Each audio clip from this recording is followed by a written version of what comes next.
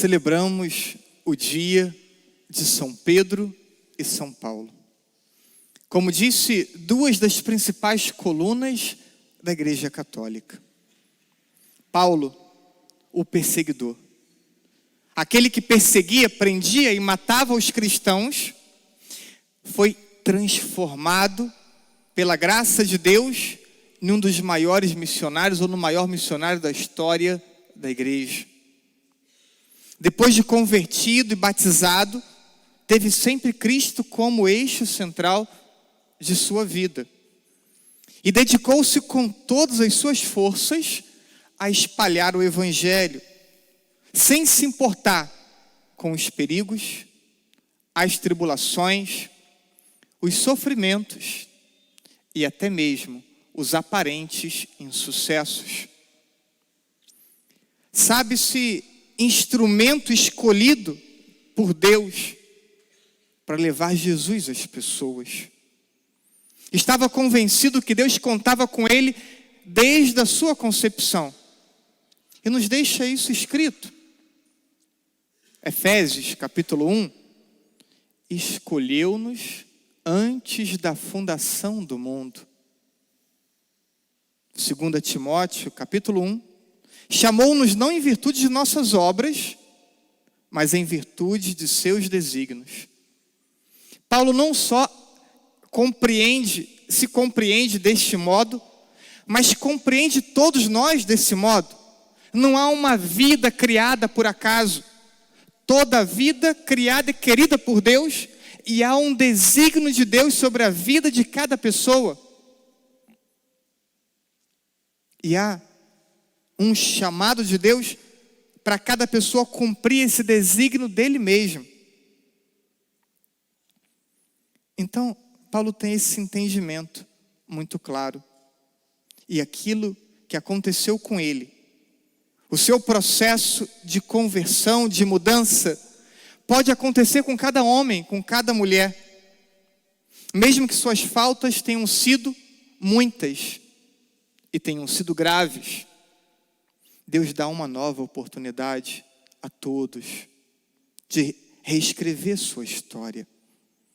É a ação da graça, que não muda a natureza, mas exerce sobre a natureza humana um poder curativo, um poder purificador, e depois eleva e aperfeiçoa essa mesma natureza humana.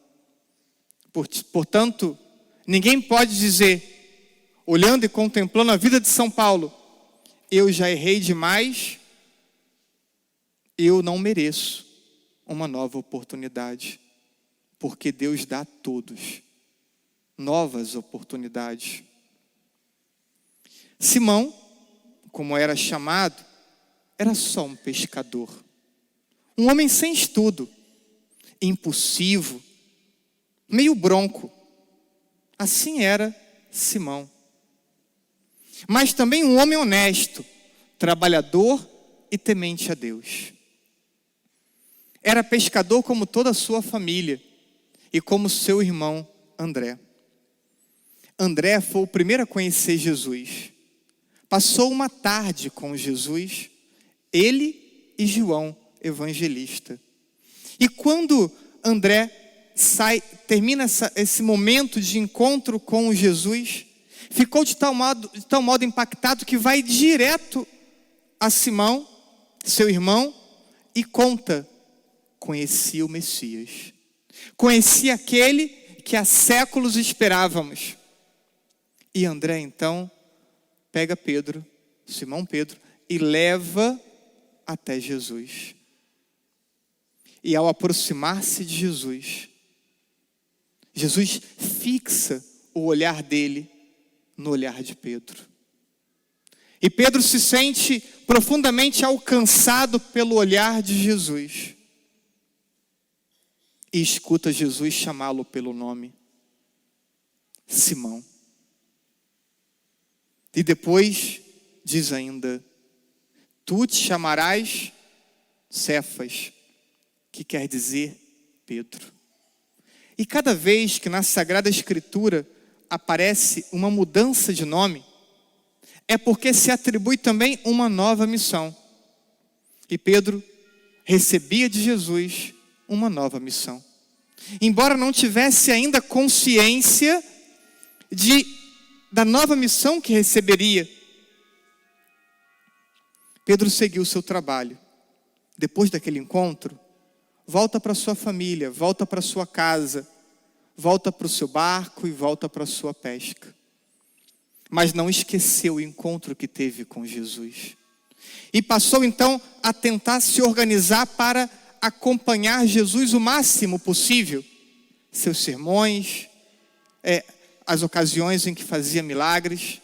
Pedro então começa a buscar estar mais frequentemente com Jesus. E aí temos o episódio narrado em Lucas, capítulo 5. Uma noite inteira, Pedro tentando pescar, sem nada apanhar.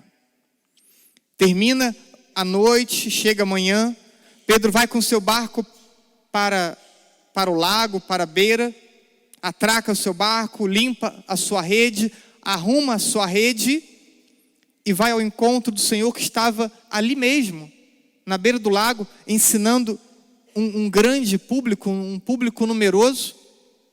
E Pedro se coloca ali, também acompanhando o ensinamento de Jesus. Dado o momento, o Senhor direciona a sua palavra a Pedro. Entra no teu barco, pega a sua rede, avança um pouco e atira novamente a rede. Jesus não entende de pesca. Jesus entende de madeira, porque o seu pai era carpinteiro. Pedro poderia ter dito a Jesus: mas Jesus, você não entende de pesca, eu já tentei a noite inteira. Tentei nos lugares que comumente encontramos peixe, no horário adequado, o horário da noite. Pedro talvez possa até ter pensado isso, mas obedeceu. Afinal, era Jesus que falava. E Pedro entra no seu barco, leva o barco ainda no raso, para não ficar tão distante daquele povo que acompanhava, atento com o olhar. E Pedro lança ali, durante o dia, no raso, a sua rede. E não consegue puxá-la. Acena, pede ajuda.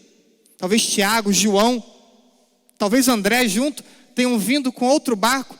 E ali, juntos, puxam a rede, que não cabia os peixes em um único barco. Dividiram nos barcos, voltam para o raso, atracam os barcos e se prostram diante de Jesus.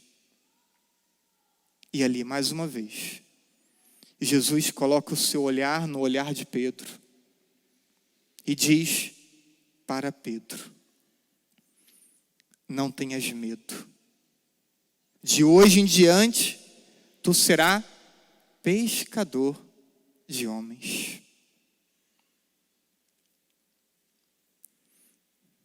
Não mais Simão, mas Pedro, pescador de homens. E Pedro, que já vinha fazendo um caminho de conversão, um caminho de abertura do coração em relação a Jesus, não questiona, deixa o seu barco, deixa a sua rede, deixa a sua família. E naquele momento, então, marca o início da sua vocação. Passa a integrar esse grupo de seguidores de Jesus. E devagar, pouco a pouco, Pedro, esse homem que não sabia ler e escrever, impulsivo, meio bronco, vai se transformando por meio da graça naquele que seria a rocha da igreja. A rocha sobre a qual a igreja seria constituída, fundada, porque Deus forma com o tempo. Nós somos imediatos, queremos as coisas na hora, parecemos adolescentes, mas Deus vai nos forjando, nos formando, nos modelando com o tempo. E assim fez com Pedro. E cada um de nós temos o nosso próprio tempo. É bem verdade que tem gente que parece uma tartaruga de tão lento que caminha. Mas cada um tem o seu tempo. E no evangelho de hoje, ouvimos então Jesus responsabilizar Pedro por sua igreja. Pedro, tu és pedra, e sobre esta pedra edificarei a minha igreja.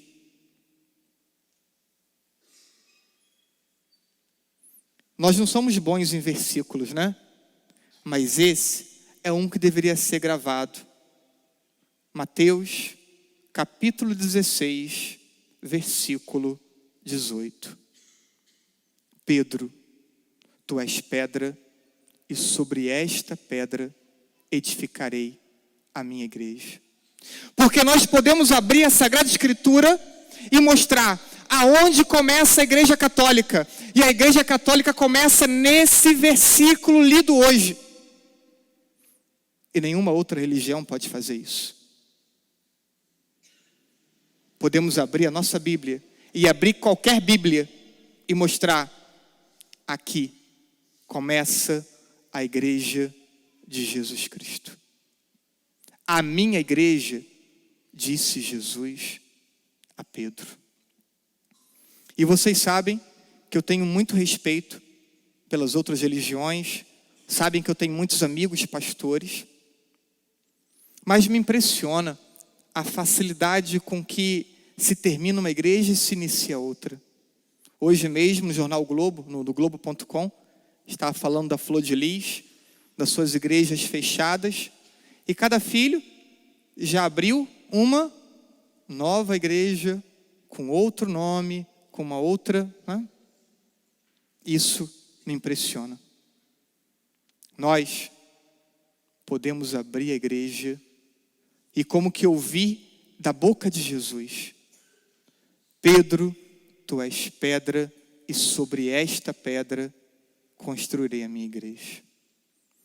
Mas o versículo não para por aí, o versículo continua dizendo: as portas do inferno não prevalecerão sobre a minha igreja. E assim passam os séculos, passam os milênios, e a igreja continua de pé. Reinos, impérios começaram e acabaram, e a igreja continua de pé. Igreja composta por homens e mulheres como nós, pecadores limitados, com erros. E apesar dos nossos defeitos e pecados, a igreja continua de pé. E você integra uma igreja que tem a promessa de Jesus que nunca terminará, que nunca será vencida. Até o fim dos tempos, a igreja permanecerá de pé. Porque as portas do inferno nunca irão prevalecer sobre a igreja de Jesus. E você e eu participamos da igreja de Jesus. E devemos ter muito orgulho disso. E não vergonha, como infelizmente alguns parecem ter. Seguindo um pouco o final do Evangelho de São João, capítulo 21, Pedro vai professar o seu amor a Jesus. Senhor, tu sabes tudo. Tu sabes que eu te amo. Tu sabes tudo. Tu sabes que eu te amo. Como seria bom se nós que estamos aqui pudéssemos também repetir com honestidade essas mesmas palavras de Pedro.